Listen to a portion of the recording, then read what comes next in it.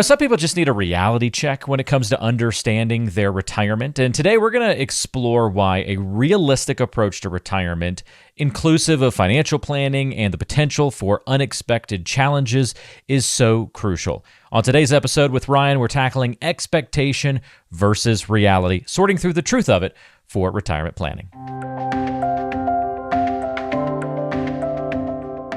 Ryan, we're back for another episode. How's life been treating you, my friend?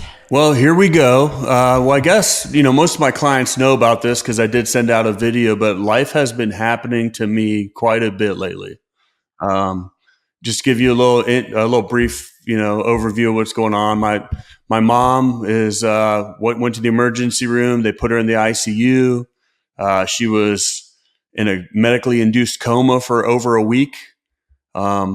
Finally have her awake now, but she's still in the ICU, and that's been tough. My lab, Chuck, many of you guys know Chuck. Chuck's stopped eating, and we thought he wasn't going to make it. So it's been one of those things, and I take a lot of pride when, being there when a lot of my clients will reach out to me when life happens, because a lot of that involves needing to get access to finances, and life's been happening to me lately. So, the whole expectation, what we're about to talk about on the show is everything's going to be perfect. You're going to keep your medical till you're 65 and nothing bad's going to happen, but that's not reality. And so you got to plan for the bad stuff as well. Yeah, no matter how long things have been running smoothly for you, there can be things that crop up in your life that all of a sudden create all sorts of confusion, and the best laid plans can go to waste and be changed on a dime. And you've had a taste of that, I guess it sounds like, over the last couple of weeks here, Ryan. So we're thinking about you, and hope you and your family and everybody gets through this okay. Well, I appreciate that, Walter, and I definitely didn't want it to be a sad episode. So we're going to turn up the notch. We're going to have a little bit of fun.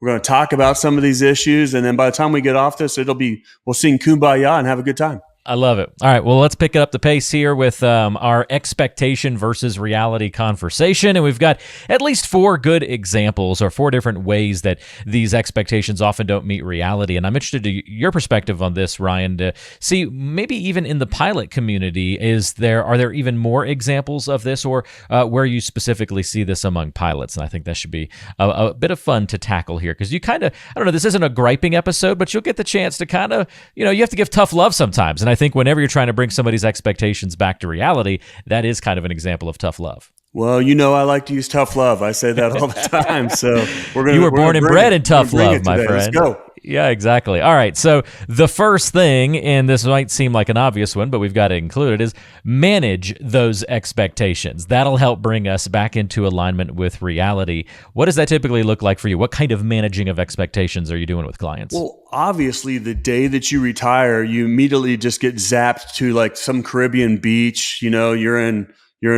some swim trunks, and suddenly you have a 30-year-old's body, and you're all ripped, and you're holding your wife's hand, and probably have a cocktail in your hand too. Isn't that reality? That sounds pretty good. I think you're describing Larry Fedora, one of our previous podcast guests. Yeah, he's kind of a jerk to be that old and look as good as he does. Yeah, no kidding. But no, it takes a little work. But no, I mean, the funny part about pilots is we first of all, we don't really ever think about, hey, what is retirement really going to look like? Because it's more of, hey, I'm tired of flying the line. I'm tired of being on the road. And we don't really understand, like, when you all of a sudden don't have a trip next week or next month, things really change. And one of the things I talk about with pilots is the beauty of our job is you can practice retirement. And what I mean by that is, say you're 62 and you're kind of done. Well, that might be a time to start walking the throttles back and just flying a little bit less. Because the reality is your wife or significant other does not like you that much.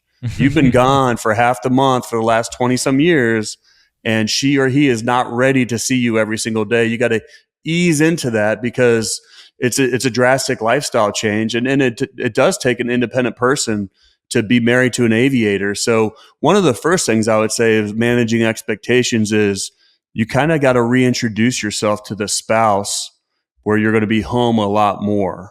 So that's the first thing I would say. I mean, that's a really big one. I guess as you're managing expectations too, it's not just how you're going to spend time with your significant other, but your own time as well. And I don't know, I'm thinking too about just like changes in your lifestyle and community. And I'm seeing my parents go through this right now, Ryan, where they retired and moved from the state of North Carolina to the state of Maine. And that's where they've always wanted to live. And they were so excited. They've got a great place, but it needs a lot of fixing up. They're in the middle of renovations right now.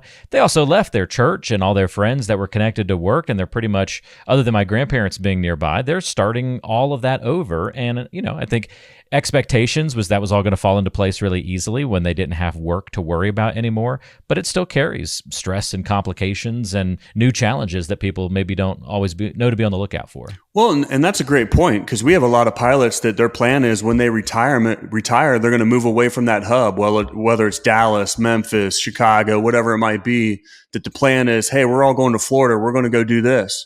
And the reality is you're going to go from seeing all those crew members that you're really great friends with or people at the club where you live to not seeing them at all. You might be in that warmer state. You might be in that tax-free state, but suddenly your whole support system is no longer there. And you're starting over, and that is tough. Well, that's the softer side, I suppose, of that expectation of what retirement's going to be like, and then maybe where it doesn't always align or match up. Let's talk about the financial side of that equation. So kind of our second point of expectations and reality when it comes to changing expensive. Some things are going to go up and some things are going to go down, and I don't know, maybe a few things will stay the same, but people often, I feel like, are a little bit out of alignment based on the feedback I've heard from you over the years when it comes to that, Ryan. Well, I think there's a lot of differences, and of course, every couple's a little bit different. But one of the things I talk about with my clients, and I actually just got off a Zoom call with a client. If you're gonna try to retire before full retirement age or before 65, it's a much bigger decision than you realize, because you're gonna have to start paying for healthcare. And a lot of our pilot clients that finished up in the military, well, guess what? They'll have TRICARE and they'll be fine. They might be able to retire before 65. Where on the other side of the equation, they start seeing how much they have to pay in healthcare to retire early, and they're like, and I think I'm going to be flying the line for a few more years, because healthcare is a major cost, especially when the company's no longer paying for it. Yeah, I can't imagine. I mean, retirement planning is all about filling the gaps, right? And that's got to be one of the biggest ones that pilots face due to the maybe earlier retirements that they're often aiming for and or subjected to due to various reasons. So that's got to be a huge one. And then what about, I know every airline's going to be different, but I imagine you've got some of your expenses covered by the airline that no longer will be the case when you retire. Well, yeah, for sure. I mean, now all of a sudden pilots tend to jump seat, but there's easier, like cheap ways to get around, and all those benefits are going to go away. So yeah, commuting to work might not be a thing anymore, but just meeting up with your family for vacation, you're not going to have those same benefits. You're not going to be a known crew member. So that's more of a quality of life issue. But one of the things that I see is, pilots, when they're working, they make this income. So whenever they are home, hey, let's spend time with the family. Let's go out to eat. Let's take advantage of the things. Well, once you're in retirement, you're not gone for a week. You're not gone for 10 to 12 days. You're around the whole time, making less money, and you might be used to going out to lunch or going out to dinner all the time. And now you got to really figure that into your monthly expenses, because you are going to be on a fixed budget going forward. You got a great point. You see a lot of pilots just going ham in their off time because it's in such a condensed period, and then they're going to be gone for so long. So let's go nuts while I'm home. And then, you get to retirement, you can't live every day like that, or you're going to get in pretty quick trouble. Well, and it's a real factor. I mean, it's like, hey, I'm leaving Friday, so we might as well go out today and let's live it up and spend some quality time, or it's date night. Well, guess what? Date night can't happen every night, or you're going to have a budget problem. And I think that's a reality that a lot of folks don't really think about, because there not only is the lifestyle change of not being on the road as much, or when you are on the road, you get used to eating out and you get per diem and all these other things to pay for that. Yeah. Well, all those things go away. Hey, real quick break from the podcast. We want to talk to you about the Retirement Toolkit. If you have not gotten your copy yet of the toolkit, listen up closely because Ryan is going to give us the details of what's in the toolkit. You even have one on hand, Ryan, that we can show people, and some of the things that are inside of it, and what kind of information can people learn? Yeah, absolutely. If you go to retirepilots.com, you can get a free retirement toolkit, and we'll actually give you a free analysis of your portfolio so you can really see what's going on. But as you can see, we got some air mail here. Nice. That's what the toolkit looks like. Some of the things that are in there. There's a couple tax planning strategies with Zach Smith at Pilot Tax. We look at long-term records where we've got a 21-year track record of outperforming the S&P 500, GIPS certified. We can show you that. And of course, I write these with big crayons, big fat crayons for pilots. I mean, there's some Marines and Army aviators out there, but I got a couple books I've written that you're going to get to talk about retirement planning, how you should plan for your retirement, talking about taxes and tax planning, Nice. some other goodies, advice matters, how to let an advisor help you out, some of the data behind how much more you will have in retirement if you hire a professional. What we try to do is to try to get pilots not to speculate and gamble with their money. And I want to give you all the tools you need to not do that. Look at the data. It's completely free. We're here to help you out. Very cool. So this is a free toolkit that you're going to get. And I don't want to gloss over that fact that you mentioned at the beginning. It also comes with a free portfolio analysis that you'll do after people get the toolkit. Yeah, absolutely. I mean, if you have no interest in doing anything else and you just want the free materials, I'll put your name right here. We'll send it out to you. But yes, you do get a free portfolio analysis. I think most of the people, after they see the content that's in there and read the book, they want to talk to us, and we can analyze your portfolio, see if we can add any value. The numbers don't lie. I mean, we're going to find out if we can add value, and we'll get on a Zoom call with you. We'll go through it. We'll teach you. We'll show you the numbers, and I like to call that the IQ test. At some point, the numbers don't lie, and you look at it and go, "Hey, if we can help you out, and do something better, if there's a better way, well, let's help you implement that strategy." Very good. So no obligation to work together, but you definitely get the free toolkit, great resource, information. And then if you want to take next steps for that portfolio analysis, you get that as well. So a lot of great freebies there, Ryan. We appreciate you offering those to folks in the first place. I know a lot of people throughout the existence of this show have ordered them over the years, but we still got a good chunk of folks that probably are new to the show or haven't gotten their copy of the Retirement Toolkit. So be sure to get yours. Again, the way to get it is to go to retirepilots.com. That's retirepilots.com. And right there on the homepage, you're going to see an opportunity to get that toolkit. We'll also link to it directly in the description of today's episode, so look for it there as well. That's your Retirement Toolkit here on the Pilot's Advisor. Thanks, Ryan. Well, that leads us perfectly into our third point here, Ryan. So we've got the softer side, we've got the money and the financial side of that retirement adjustment period and what those expectations versus reality look like. So tip number 3 is, you kind of mentioned it, be ready to adjust. You have the plan. The plan may not go according to what you thought it was going to be, so you now need to be ready to adjust. What kinds of adjustments are you typically trying to help people make? Well, and this is such a huge thing in retirement income planning. I mean, we have a plan of, hey, here's what your monthly expenses might look like or should look like. And we try to plan for the best case scenario, but taxes are going to change. Okay. Maybe, life happens and you're going to take out more money that you didn't think you're going to need to. And suddenly you're in a different tax bracket.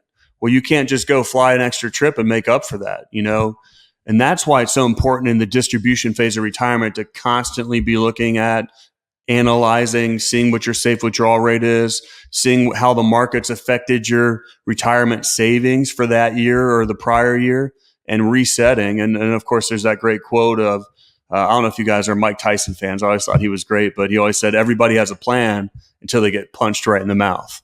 That's right. And then it's like, oh, here we go.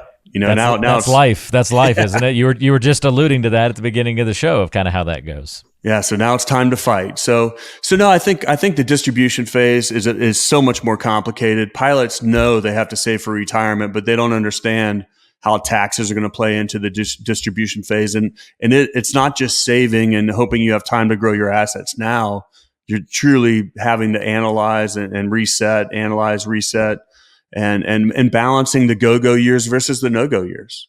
Okay. I want you to have a little bit of fun. Maybe you are taking a little bit of a withdrawal rate, but it's time to slow down, or your medical expenses are going to start increasing. So there's a lot of things to think about. Yep, big time, Ryan. All right, let's get to our final point here. It's often because people are trying to do this whole planning thing on their own that they then get to retirement, and it's a reason why the expectations don't match reality. So, tip number 4, don't be too proud to get some help. If you have professional help along the way, it's going to make it so that you don't have to adjust as much once you retire, and you're going to be able to have a more close alignment of your expectation and reality in retirement because you've planned in a proper fashion.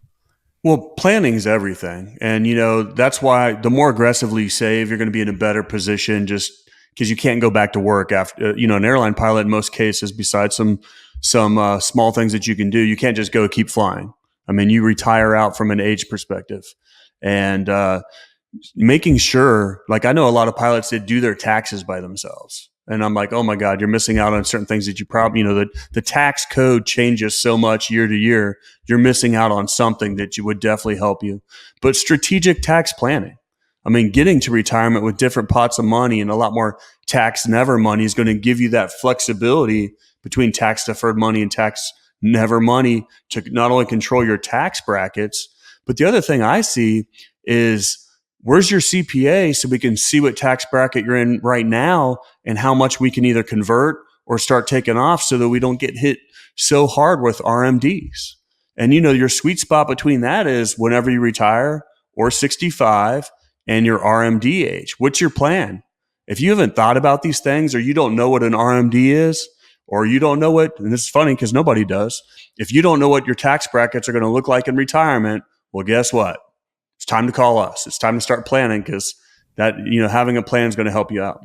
Yeah. If you're a pilot and you've never been through the formal planning process, or even if you think you have a plan, but you still have a lot of question marks or some uncertainties surrounding your confidence level about getting to, and not just to retirement, but all the way through it as well, all the way through the journey and to the destinations that you have in mind for your retirement goals, don't hesitate to reach out or talk to Ryan about those specifics. He is the pilot's advisor, of course. You can call or text him at 843-475-3038. That's 843-475-3038. You can also go online to retirepilots.com and find all sorts of great information there on the website. You can get your retirement toolkit there on retirepilots.com, packed with great information to help you get ready for retirement. Lots of other good resources, including some great videos and courses, all that good stuff available to you there. Speaking of videos, don't forget to subscribe to the YouTube channel if you have not yet. Not only is the Pilot's Advisor an audio podcast, but we now have a video version on YouTube, and we put out all sorts of shorts and other good content there as well. So go check that out when you have a moment and subscribe so you don't miss an episode.